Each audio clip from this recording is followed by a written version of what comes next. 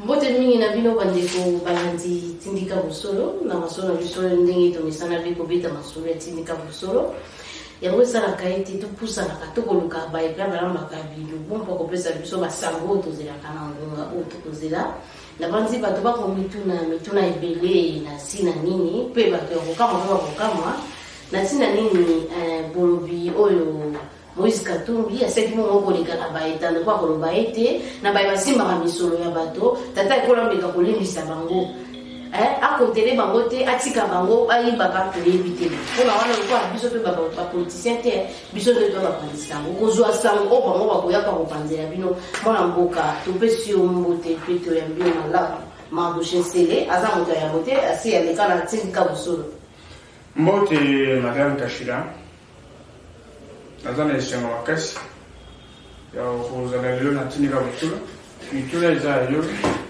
biyano eza ngai mwana mboka tokende pe tobandana na masolo ya mama Fifi Masuka okamwa tobeki peteki ba mama byo kosala mosala penza pe lokwa batata mwangonga muke mama Fifi Masuka pe mosala pe bomwa na mitso bato kasi ezolima lokola kijale lote lokola zwaki eloko songolo pagala pesi yango na data ekolo na ebite pona yo kwamba te bato baiko tiki msusu pe balobi ete akosala kijalelo ya kijalelo te eza nango ba propos ya motema mabe ya maloba oyo ya motema mabe oyebi province ya Lola en particulier Congo na biso en général ezaka na chance ya kozwa bato ya bosolo te bato pena baza na bolimo mboka bazaka te lokwa province oyo naoyebisa ya province moko kimoyibi ezaki ebele ozomona kokabona ezaki ebele koyiba ezaki pene ebele ya ndenge yake toloba ngo apama te tomemaki bapreuve mama Fifi Masuka oyo ozomona na tele soki omoni en face osololi na ye okosepela koza en face ya mwasi moko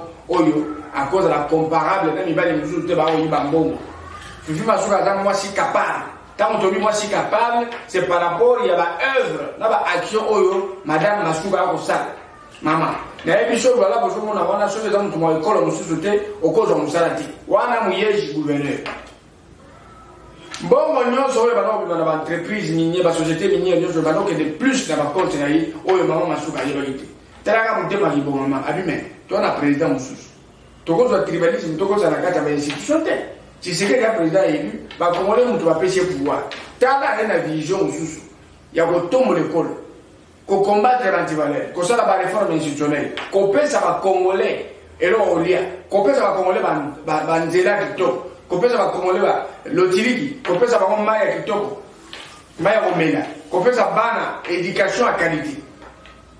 Alors, quand on a la pose, le gouverneur va appuyer, n'a pas entité dans le monde respective. Oui, on a d'attendre mon webini, oh, n'a pas beaucoup de vision de Tshisekedi, Tshisekedi a maïalité, Tshisekedi a compétenti. A suki wana te aketi na lipa koyiba mbongo ko retourner ba mbongo nyonso oyo ya redevance minière ba entreprise mususu poche ya papa wana azaki en otage awa na Kinshasa ba chaîne nyonso na Kinshasa awo kokosa ka bato koteka ka bato image ya Lola moko boya lokuta kasi bilo pe manda kokota mama Fifi Masuka kota okesenezana okesena makasi ya ona na okomisa na opeso nanu bololo ya gestion oyo ya miyeji ezaka gestion moko ya mabe makasi na peso bololo parce que sukali ezalaka te sukali kaka na kote ya bato bana koyiba na ye na famille na bango nayebi so mama bakende kokota tika bato ya mboka balokoti village moko na mboka bayeba pese série de communication bana oyo batekaka maki na nzela telemaka yimeleke banzemu bazwi ye bazwaka médiocrité barecruté médiocrité na kati ya gouvernorat balaba yango ne komiso olobi chiluba muluba te oloba lingala mungala te yango tuna Israël muto ba oyebisa akena ba bete de bosolo comme ça ndenge ya beta ba bosolo mais ba beta ba ebi papa awa teninga muluba na kinwa awa to linga ba moto et c'était officiel journaliste munene investigation azo na Kinshasa zaka na regret makasi mais tango mama Fifi Masuka yi a commis intérim ayebisi na fati habité chef de l'état Lola ba komona ba otekelo na réseaux sociaux na ba média Kinshasa eza lola ba lukuta eza lola ba moko oyo eza na makanisi ya concepteur ya ba photoshop na ba vidéo basali lola ba moko ba lukuta ne ba komo otekela ba tuna ba o papa batiso ya ba poche na ye mama papa wana yibi ata matata ponyo yibi bomote to tikala zama kona gouverneur moko yibi lola matata ponyo azati papa c'est un grand voleur. Donc tu peux détourner le ça va beauté dans le mairie. Mais avant il y a solo, ce qui va passer mon doute en cocaïne on va côté la voiture bataille on va venir passer l'assassinat. À ça kamikaze économique. 296 millions de dollars dans la Yibi. Na âge na yo na millions de besoin de mission. Mais ngana comme na simple maman fifite na mettre na bosolo. Na gestion na yé. Non na 296 millions de dollars. Et quand il n'a pas poché, tata on a tegati ndako ya 100% oyo balika batonga ba bureau. Ti le professeur avec un pilote. 6 ministères de foot na banda. Ku dona ba nyongo ti le musu ba kutati. Kaka province wana sumu yele ba na un pilote. Province wana oza komona. Et ça va il y a la chambre d'hôtel. Tout le monde va la chambre d'hôtel. Donc, les amis, ils ont dit, hôtel, maman, donc maman a récupéré le là-bas. Le roi a bêti à l'agonie. Il faut identifier à la fracture, à la porte interne, à la porte interne, à la liste interne, à bien été, mon oreille a été à l'eau, Moutouna a été le mafan à tal. L'État a récupéré le là-bas, pas maman, c'est une à récupérer le là-bas à l'agonie et pour saigner la caisse de l'État comme ça va et pas t'attendre à la dinette ou on a aïe na kisata koko ça va insolence na arrogance du besoin chef de l'État à quand il y a biso to kotale na miso boto tikaye à détruire mboka à détruire province à diviser la communauté il y a pour tu vas dire 50% à Kasai 50% sous son toit il y a Katana mais à linga kabatu ya mikolo musute soit à niveau wana te alors c'est pour vous dire que gestion les communautés ezaki tama ya koyiba koretule po baza na mongo ebele na nzende le kutu ya zali na ye ba emisi to landia wana ba nini muzuzu abano fela zotela ba katalata wana ngamu to na lobite article tete na Google to moyezi financement ya ba kopeso ba article ebele to tanga na réseaux sociaux ba tole ba baka ko démentir sans preuve mais era ba tumoko ba confirmer que jo wana zaka na ba katakata yele wa mi dali Soit il va les pénalités. Il se va la sécurité. Il faut ministre de l'Intérieur, le conseil spéciaux, en matière de sécurité, la mission, on a des bisous. Bisous à finance, on a bisous au peuple, on a des nani. Oui, il va gouverner la province. On a arrogant pour financer le mouvement, il y a des miliciens, il y a des Kabila, il y a des rouges, bleu, bâton, on a autour de la il y a un moment où les mamans font sur la réseau social, victime de la campagne de diabolisation. Si là, le Bayao qui n'a jamais été un politicien, Tala Joe Oyo, à Karabanovi, n'a mis sur la badinette, ou à tirer d'abord ça là, qu'on joue le rôle d'attaque qui tourne comme président chef de l'État. Des hypocrites, à d'avoir à servir Katumbi, wana il est très loin, il est moko. Va servir, va intérêt catégorie, n'a pas mon abandon. N'a qu'à n'a pas d'ati. Quand n'a pas d'ati, qui tourne comme n'a pas d'ati. Vous comprenez? Alors, deux, il y a les sorties d'arrivée, présidente nationale, il y a Fidek, et représenté sur toute les républiques, n'a pas de représentation qui tombe, parti membre de l'Union sacrée, et puis dans l'action, et pour ça, Fidek participe activement, n'est-ce pas, à la concrétisation du visage de l'État. Au Bimara, on a mélange qui n'a quoi, n'a pas fini au moins de reprendre Moïse. Parce que Moïse est capable de corrompre même, n'a pas moi, où était dans ma bois, dans le chien berger. Il y a capable de corrompre, n'a pas moi. Il y a corrompre, n'a pas policier, à corrompre, n'a pas la maquille. Il y a capable de corrompre conscience ignoso. N'est pas moi, on a ça. Donc, dans mon futur, il y a côté sanité. Le Araba à l'agonie, agit à récupérer le Araba, il est chef de l'État. Papa, le Araba est en haut. Et ils ont participé à 4,9% au budget national. Donc, on fait mon province pilote aux provinces à l'agonie. Papa, oh, le va venir province, oh, papa, solution. Donc, on fait confusion ou solution. C'est un papa confusion. Il y a un bon go, on a 95% de recettes qui n'en a pas poche à battre. Parce que, non, ce monsieur parle trop de mouillage. Non. 96% de recettes qui n'en a pas poche. C'est un appel de solo. 96% veut dire quoi? Entreprise minière, société minière. 96% et qui n'a pas de compte fictif. Compte, ce sont des comptes illégaux. Compte, c'est un compte du trésor. Na compte du trésor, et ça, la taxe, la taxe à TFM de Kotakuna. La taxe, c'est un compte mouillé. Tu n'as pas compte mouillé. Tu compte na yé moko. IGF a yé à côté, assemblée yé à côté, maman Fifi Masuka yé à côté, service nous nous finance yé kaka yé moko, tu yé et donc, mais c'est ça les dépenses minières vous devez faire vivre la province. C'était la province, c'est la taxe nango, oh, des actes générateurs de revenus, et zali, et qu'il n'a pas absence de traçabilité. Mouye, je vais vous montrer. Papa n'a été à 2 hectares à l'hôpital Monde. Là, on a un nez, présent, on repose à mon place, il y a retour. Ben, je pense que c'est bien, on peut se rendre à Tony. Il y a 2 600 000 qui sont à la poche à Joana. Aïe, biga, yiba, bon, voilà. Sans avis préalable à l'Assemblée provinciale, la presse, tout le député, nous sommes sacrés, alors là, on va boire place de Mazali. Et à mon solo, et à nous coûter, mon collègue, papa là, TK humain, 10 ans de 100%. Oh, il va sûrement le gouvernement provincial pour battre mon bureau à ministère, dans le là, va foutre là. Fufu Masuka a hérité la situation sale du là. Tant qu'à papa mouillé Joana. Hier mouillé Jumoko Wana. À Zo 5, ça va tout ça, va conseiller. Agence service à pointe. Membre du gouvernement de Robert ministre provinciaux. Bazan la statut juridique. Agent n'a pas. Agent wana gouvernement bazan la statut juridique. Pour un ligne. Au bout du jour, comme gouverneur, Oza n'a pas investi dans l'ordonnance présidentielle. Yo, on va arrêter portant fonctionnement du gouvernement provincial. Arrêter wana. Ils ont accompagné un job description. Job wana les ont déterminé ma compétence sectorielle, des compétences communes entre les ministères sectoriels. Job description, ils ont adopté la carte, il y a conseil des ministres sous direction et à gouvernement provincial. Exact. Gouvernement là-bas, gouvernement provincial, ils ont la job description, ils ont arrêté provincial portant, l'arrêté portant fonctionnement du gouvernement provincial exact. Mais Mouyej a arrêté le numéro 69/07 de 2019 a créé une structure où il y a la communauté partout la structure d'assainissement, d'environnement et pour eux sont bons à l'état. Et pourquoi la Katiwana, la statut juridique, la collaborateur. Ceux qui chaîne les dépenses et déterminent avec mon doigt à combo la range à $500. Bon, on peut sur $100. Yo qui réclame la douane, tu as quel statut juridique? Mais la douane va la statut, on va mettre agent et gouvernement. Tant qu'on fait à est-ce que c'est comme ça qu'on peut fonctionner? Donc on fonctionne comme la province, on va la pilote. Donc participer à 4,9%, 97% qui est dans la poche, il n'y a pas, oh le là-bas dans la vie.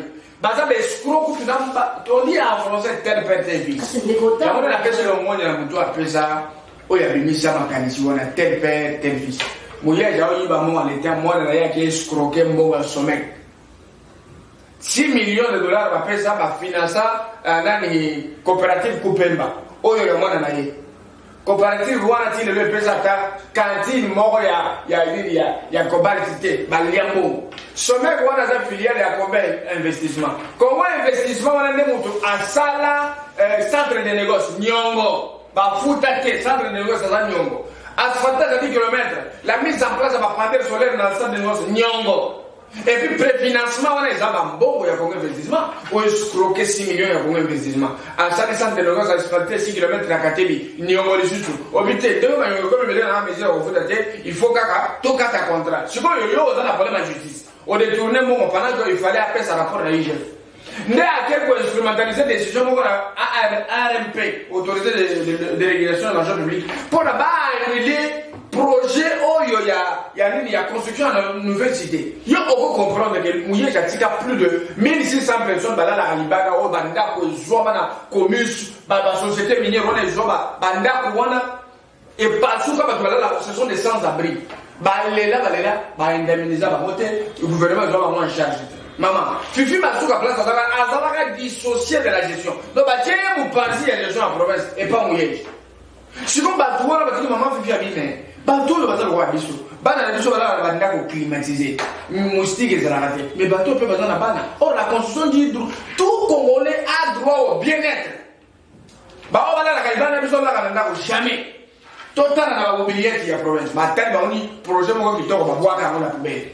Nda ajouter. On dit complément et ça un projet complément na projet ya Congo investissement ya centre de négoce. Il faut tout ça faire 45 km avant cela. Il faut pas construire une nouvelle cité, tout au bord de la cité. Et c'était une urgence. Bas la cité, on a 50%, bas vendre à Kuna, pas à la banda quoi bien, maï, courant, pas trop vivre bien. Ma belle a fait film sur un projet, on a Ezawad. Et puis, le projet, on a déjà financé. Et ça dit un processus, il y a financement. Et là, comme nous sous. Maman Fifi Masuka a accueilli, à combien de quartiers on va avec un cas sous l'eau? Les quartiers les plus peuplés de la marine, c'est l'entrée de la ville. Maman, quand on est salamate pour aller, parce qu'il y a des gens qui ont baluba, bateau Kassai.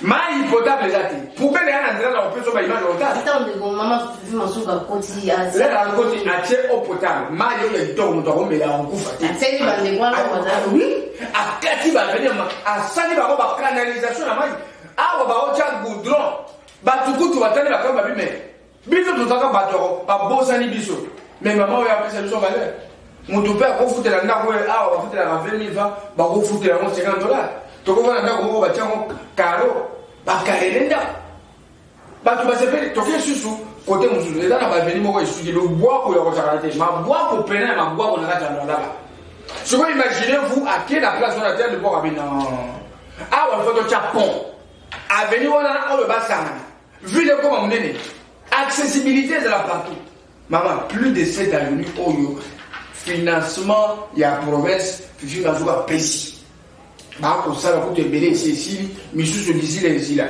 tala yelera yela 2015 muye jango atil 4 ouvrage moko nde esila kutu moko ya kimuyibi hôtel du gouvernement wana eza moke ça coûtait 9 millions de dollars tala hôtel du gouvernement ya Okatanga 6 millions les plus beaux bâtiments du gouvernement provincial ya République Mobimba nde ya Okatanga eza monene eza kitoko eza na standing international mais talaka mwa eloko wana kama kolko wana ya bandeke wana bazana lolaba 9 millions c'est les bâtiments les plus surfacturés tout gouvernement provincial a financé en moté pavillon présidentiel de pesa mongo BCDC a pesa mongo TFM a pesa mongo siko yebisa moye a financé combien na projet wana zéro. Oh papa bâtisseur, il moko boye mal intentionné en costume, a koyiba mon ba kongomani et puis à la courage à kozwa ba kulula sur les réseaux sociaux pour ba salir Fifi Masuka.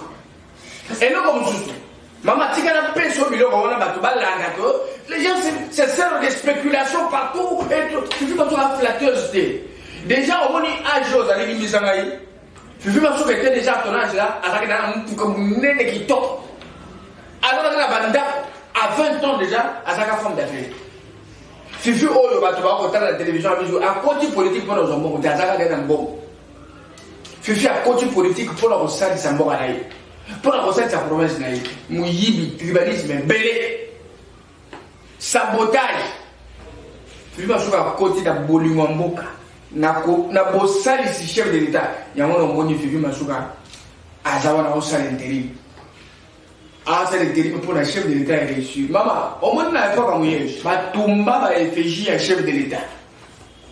Fatih Beto, Batumba va effigie un mot, et pas papa, on a pris ça ordre dans Batumba. Tu as perdre Batumba va effigie un chef de l'État. Batumba, chef de l'État, effigie un mot, tout le monde est $1. Et Zambongo, il est fait son temps mobilisé, ça va effigie un chef. Kobanda et Bandela vie, tu n'es pas au commandant au coup à Kabila, tu n'as jamais été Kabila. Voilà, Fatih à pouvoir. Fatih à pouvoir. Bata Kabila partout. Je connais le Saraï. Moi, à côté d'intérim, a imprimé plus de 192 bâches. Oh, il y a miné à te partout. N'a pas la classe. Ah oui, Fatih Beto, le président de la République. Pour aller ne te comprendre un petit niveau. Moutoyi Bimbo, à la séparatiste. À remettre en cause ma compétence à chef de l'État. À ma bé, et puis à Obengama, baptisé la zone à unité. La personne a des détails. Ce ne sont pas des accusations gratuites. Je comprends moi, ça y est. T'as la bandela n'y est au bon. Parce que bandela, on a mis le journal. Quand ça a venu Missa, Missa, on a banque mondiale. Tika. Banque mondiale, nous avons apprécié la financement de la venir. Il y a du photo, là, ben, scroll, mon sous à Kanye ma vidéo on a vu en otage bateau parce qu'il est fort, il met l'argent en œuvre pour la cause à banque. Alors, il va suivre l'image là là vous tenez pas publier là là poussière. Je connais des coins où c'est sale. Où il fait ailleurs on pèse sa image. Infrastructure ma rapport autant la vie. Fifi m'a fait attendre lui ni gouverneur Oyo a vu par épreuve.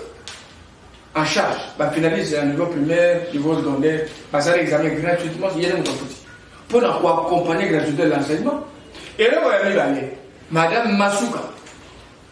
On vivre la politique et là, un conflit coutumier. Là, on va un conflit coutumier comme il y a. À ça, les commissions accueillir territoire par territoire pour maîtriser ma coutumier. Comme ils ont un beau plaisir de ce qu'il y a. Bon, ça n'a pas pour tout dans la Kenya, pour permettre le développement. ton facilité de développement à la Fati, la province. Fati a la légitimité dans la bataille. N'a pas le bien Fati. N'a vision là qui toque wana. N'a pas le bien Fati. Tu veux ma soeur Salim Moussala qui toque. Une semaine après, 14 députés vont adhérer à l'Union sacrée. Les lots de l'Union sacrée dans la majorité dans le là. Tu veux ma soeur Moussala qui toque, Moussala ma casse. Et là, comme ça, à mobiliser ma bombe belle, les 4,9% à 46%. Les 4,9%, 4,9% au milieu de l'eau participé à 42%. Bah, tout, bah, quand même, mais, oh, les gens intérim tous les années. Mais intérim même pouvoir des restrictions. Alors, ceux qui ont la plénitude à pouvoir, ceux qui ont apprécié déjà. Là, bah, et vous avez Los Angeles, n'est-ce pas, non? Tant que les gens vont qui sont à mettre mon colon, mon colon, tellement qu'il y a pour ça la bien intérim. En ce moment, quelque chose qui a simbi. Bah confirmer et si à mille va vous place. Tu vois ce comme ça qui tombe. Au moins récemment, à sa victime à campagne de diabolisation dans les réseaux sociaux, on thème ma belle fouta. Ce qui est victime de la campagne de diabolisation piratage à compte Twitter, il y a la compte Twitter, à la côté. Je suis ma à la compte à Facebook, à la terre. Est-ce que tout un gouverneur de la province pilote? À cause de la terre au Twitter, que j'attends aux actions, une session des distracteurs qui font ça. Yo sommes là Fati à Twitter. Au sommes là Mobile à Twitter. Au sommes là Kaboul à Twitter. Pesaka gouverneur ni yo sommes là Twitter. Sommes là gouverneur à Twitter, à Facebook, il travaille pas. Ceux qui gagnent dans ça, je n'ai pas le temps de répondre à un message au WhatsApp. A fortiori un gouverneur de province. La province la plus sollicitée. Attends, on a dit. Bah Facebook a gagné un web, WhatsApp a gagné un web. Bah tout le monde va créer ma compte Facebook pour soutenir, on s'en fout. Mais finalement, on n'a pas ce temps-là. Soit t'as l'écoute, je ne veux pas que c'est une femme très intelligente. Elle impose un leadership féminin très positif. Bon, le bâti, mais jugez là par rapport aux actions. À sa victime à injustice, donc on ne peut pas laisser le mal sous notre regard. Est-ce que c'est autant où Masolo Moussouto, Makambo, Baïkouti, comme tu vois, le Baïté, Data et Kola, mais le problème dit ça. A évité, pour la plus de Baïkouti, on ne peut pas mater pour ton boga qui paie dans le réseau. Oui, oui. Et là, on a vu ça. Il faut que la question, elle est bien allée. Qu'est-ce que Baïkouti, comme tu vois, le Baïté, et qu'on risque de tout le baling, ça va être haut, pas besoin qu'il me somme. Par contre, il y a des gens qui ont passé des caméras dans le micro, on le va, Moïse Gatou. Moïse Gatou, moi je peux seulement passer mon temps pour parler de Moïse Gatou. Moïse Gatou n'a pas de leçons à donner aux Congolais. Moïse Gatou n'est pas chef de travaux. Moïse Gatou n'est pas professeur d'université. Moïse Gatou n'est pas routier en politique, parce qu'il y a un politique en 2006. Écoute, en 2006, qui l'a rodé? Il est de quelle école politique? Parce que nous sommes de l'école de sécurité. Asalana musete to poto be gaza de à l'école Kabila. Asalana kizengate, asalana nani. Aolowe ko kana ba poisson na ba misi ba moko o ba no teka bolongo directement au coach politique. Oya on peut abattre les autres sur la gestion des institutions. En droit nous disons nous l'homme criminel nous la pour légué. On ne peut pas inventer la peine ni l'infraction. C'est religaré, ça veut lié par derrière. Il y a la concomitance. On se tue l'infraction ici, on se tue la répression ici. L'objectif de l'arrestation, c'est pour que la personne soit éradiquée, afin que le comportement qui est strictement interdit par la loi ne puisse pas se reprendre. Ce qui va dire détournement de fonds, c'est un danger permanent pour l'avancement des institutions. Au moment où on a un président et assemblée, moi je propose un pardon au diable. Au diable, c'est genre la classe politique congolaise, elle est infiltrée par des immatures politiques. On appelle de l'immature. La politique, ce n'est pas porter un costume comme ça, la main notion, côte d'avion, jet privé, aux zones, aux arabes, il a acheté des faibles. Tu vois? Taraka Kamita, toi, Kamita, dans Savana. Qu'on a occupé, mais voilà, tel Francis Kalongo. Ils sont en train de faner. Donc, d'eux-mêmes, là, ils ne peuvent rien changer de choses. Quand tu regardes Kamita ou Otani Francis Kalongo, il y a quelqu'un qui peut remplacer un président dans le futur ici. Non. Kalongo peut devenir un président de lui. Tika! Tout se décide par rapport à la légitimité. Il y a tout ça, les Ngonga, Bapécha, les Bapécha, la Pocha, ton maman, d'accord, son maman, de Sili. Ce sont des aventuriers. Aristote dit ad maiorem est. Nous sommes là pour de grandes choses. Hein? Aquila non capit moscas. L'aigle ne capture pas les mouches. C'est-à-dire que nous, les esprits supérieurs, nous ne pouvons pas nous occuper des vêtures. Ce que Katoum le fait peut intéresser les communs des mortels et des aventuriers. Pour les intellectuels, la classe politique instruite, on ne peut pas prendre en considération les propos de Katoum. Il s'occupe des karaté qui fait la honte de son entourage. Non, il faut pardonner. Et là, il dit, je ne suis pas d'accord avec les chefs de l'État au niveau où il dit il ne veut pas finir dans le passé. C'est parce qu'il a raison, parce qu'il ne comprend rien sur les attributions d'un président public, les attributions du pouvoir judiciaire, les attributions du Parlement. Il ne maîtrise rien du tout. Comment toi tu veux quelque chose à son contraire? Il ne veut pas finir dans le passé, tu n'es pas d'accord. Mais lorsqu'il faut traquer les détourneurs de fond, tu dis non, il faut pardonner. Toi tu trouves que celui-ci peut devenir un président ministre dans les jours à venir. Donc vous allez avoir voilu dans l'institution. Tous des créatures impossibles. Il y a des gens, des créatures qui se ressemblent aux humains en costume, qui raisonnent comme ça. Tu vois? Alors, les propos de Moïse Katoum peuvent être pris en compte par des villageois qui suivent les radios en musique à y réalité en Bogaté. Mais on a dit ça, pourtant Moïse Katoum, yo bien moi bah ça on débat. Pas tout épelé bah dans la fruition bah mais azalane boye. Il y a un dans le passé, campagne à l'américaine, il joue à l'hypocrisie, il donne l'impression de soutenir Fatih, grand hypocrite. Les Congo, on ne peut pas les gérer avec les comptes bancaires, bon à Bambisi, tête. Les Congo doivent être gérés avec la tête, la passion, le patriotisme, la vision. Un leader est porteur d'une vision. Vision est ensemble pour la République des Bénin. C'est un parti politique où il doit monter sur les consciences achetées. Bah, tout on a parti. Pierre Lomé, Père à son âme. À coup, va partir pour. À quoi va se venir ensemble? Va faire $1 million. Capital de parti, tout est question. Capital de parti, bon, tout. Parce que la vision, là, on va faire l'enveloppe. Et si le commun a comme le bateau français, le bateau, c'est la comédie là-bas dans la télé. Mon parisien, quand tu vois, non, voyez le président. Il a reconnu la justice sous Tshisekedi. Après moi, il va dire, il va le réunion sacrée. On s'en fout. Quand tout bien, on s'en fout. Congo est retiré à la Congo et continue. Et puis, si on a médié, on va le réunion sacrée, il est mon père. Nan, on va le bateau, on va le ministre. Na tomate, on va le lia. Ah, si, quand on a Katumbi, Katumbi, on va là-bas dans les pamplex. Katumbi, on peut se mordre, on va oh, ah, putain, soit à foutre encore corrompre, mais je t'aime. Katumbi, on pose à faire. On a dit que Fatih n'est pas un soutien à biseau total. Et puis, moi j'apprécie juste l'attitude de Fatih, c'est un monsieur très mature. On doit regarder Katumbi, on va voir le président de la République du Congo, on va voir le diable, on va voir le président de la République du Congo. On va voter Kabiso, on va faire la baille, on va faire la caisse, on va voter Kabali. Ce qui est dans la gestion de la Katanga, on va voter un match, il y a un côté comme un brique, il y a un côté comme un cal, il y a un côté comme un. Bien, on va le faire solo.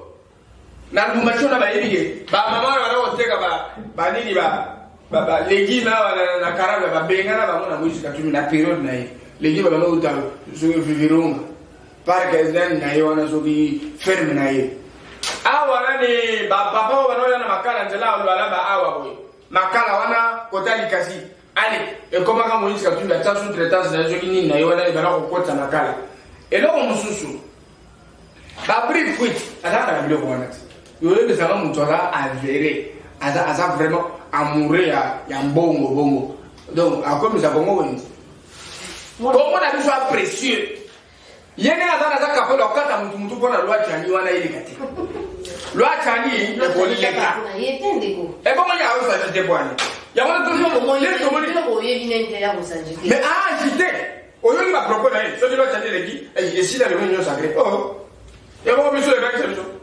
Biso to leka se Moïse Katoum mo leka se ma kabela na limbongo la famille de toi la photo ko kabela so mo lui même la vision azana mwana mboka na cho pe mo mboka mo mati oza moto ba kama ko petit kwamba te ti le leo kimé ikoti mukambi ya ndako monene ya maponomi abimite boyo kanizate na ba tata milimo o kama kanini mo watu kasi pona yo élection go bato bande ko ba déjà bandaka basango ba momo ko bande déjà ko ba ete tata ekola minengele pona maponomi kasi ekomi na sika ba bimisa moto ko kamba ndako ya maponomi ngo abimite bona evite sinon tu ko la service maponomi ko zalate bakuzanga kopesa ngo na pa adéquation l'autre kopesa wapi oyebi te place bozali mais oyebi ke bozala ba angelo sa diabolo o bako diriger bino na kisasa et batu wana ba shole wana cardinal lambongo soki bako benye mina o minance soki so minance soki nani wana bali ba titre bele batu wana nini wana ce sont des aventuriers ba o jouer aventure ba congolais ba ko tala bango na kanda nyonso question les amoko Soni kaka Tshisekedi a dit que je ne suis pas candidat aux élections de 2023 Kadima Koleka. Sénat, Batouana ya catholique ko yamba ko signer PV. Soki na kosi Fatia me kaka koloba ndenge zawana je ne serai pas candidat Kadima Koleka président c'est. Le seul péché de Kadima c'est d'appartenir à la tribu Luba dont les chefs de l'État fait aussi partie. C'est ça le seul péché. Et ils vont emprunter des mots pour dire les consciences. Tant que malheureusement la conscience c'est ça ma voix. Tant que nous lui jouons le des mots conscience c'est quoi? Tant que on nous joue nani jogi nani onan nanga conscience c'est nanga wa. Regardez-moi cette aventure. De oh yo la ça bolo ko tribaliste ala écologie ala katanye. À quoi tu as pour la passion, il y a Kabila dans moi hein? Parce que militant, il y a parti politique pro Kabila, il y a comme président Assimi. Aussi, malheureusement, la même chose. Est-ce que nous sommes dans la période où nous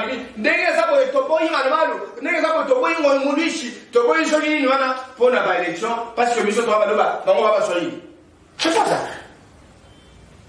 Est-ce qu'ils vont juger Kadima par rapport à ce véla? Est-ce qu'ils ont jugé Kadima par rapport à ce qu'il a comme prétérose du savoir, la maîtrise du domaine électoral? Sentiment nous ne sommes pas des tétins, nous ne sommes pas des dessins animés, nous ne sommes pas à la merci de l'église catholique, ni SCC, qu'est-ce qu'ils ont fait pour ce pays? Gratuité à l'enseignement, ils sont en train de saboter. Il faut que l'État va saboter. Alors, on s'en fout. Consensus est dans la tête. Mais Kadima Sere, président, c'est l'ingam sur le but au nom du peuple. Ce qui va boyer, par Congolais, tu vas recevoir Kadima, tu vas reconnaître le président Seni. C'est quoi ça?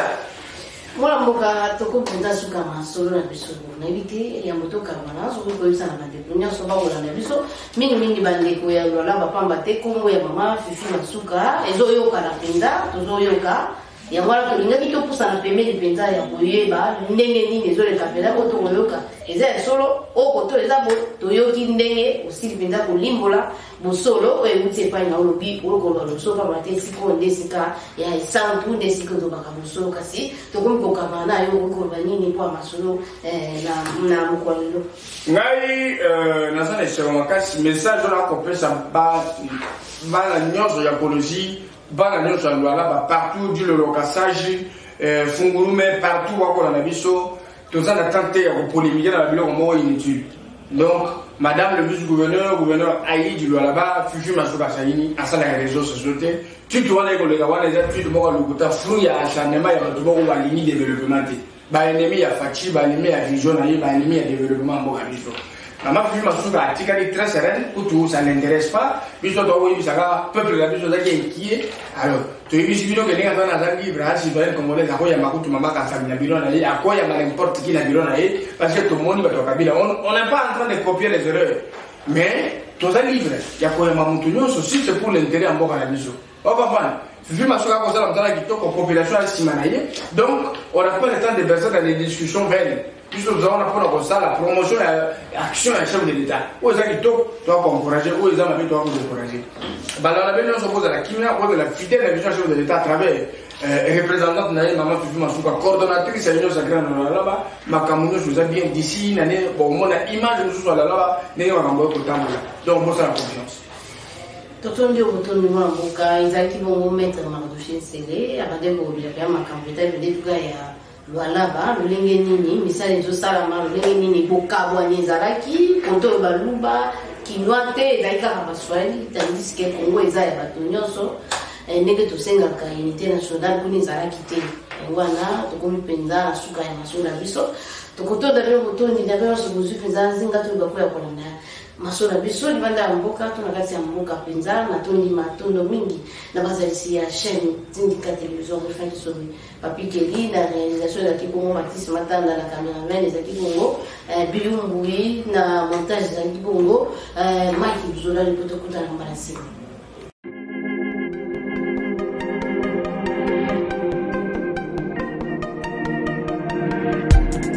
Après 25 ans d'expérience, eh oui, de 1995 jusqu'à ce jour, Elton Store, l'unique shop congolais de Londres, la Grande-Bretagne, il est Londres, et ça lui cause la fierté à la communauté Nabiso, et surtout, il y a un homme d'affaires congolais sérieux dans la diaspora. Oh yes, yes, yes, yes. C'est créé Elton Store et Sali Kakamoko, le sérieux, à quel na service qui toque na ba client na ye. Avec ma produit naïe, où il y a première classe, il y a qualité supérieure. Oh, il y a ma bombe à Eden Store. Oh yes, mon crime bimbe yeba. Ma maman à Londres va confirmer. Eden Store, c'est le berceau des produits cosmétiques. Il y a solo produits originaux. Et yes, les alipes berceau de produits alimentaires, naturels et organiques. Au travers de nos produits cosmétiques, Eden Store détient le secret. Secret ya solo, où ya poso ya maman moi c'est qui toko. Poso ya moi so penza basali kolula, poso ya moi so mobala kotala ya lembate. Poso so ko tamboli masanga sima. Eh oui, yango ne ba produit zo tekama na kati Eden Store. Na ba produit alimentaire, où ya Eden Store, yango de secret ya cuisine ya maman congolaise. Eh oui, nyonso ko se pensa mobali na yo ezali. Pondu, matembele, ngai, ndole, fumbwa, ndunda, bilembwe, oyo nyonso penza, oyo kobonga pona cuisine na ezali. Oh yes, yes, yes. Olingi mobali na yo asepela na yo libela na libela. Olingi mobali na yo atala kayo lokola mwasi azali kolula sika. Oh yes. Olingi mobali na sisa biloko nyonso tela kaye na mesa. Secret zali kaka moko. Eden Store.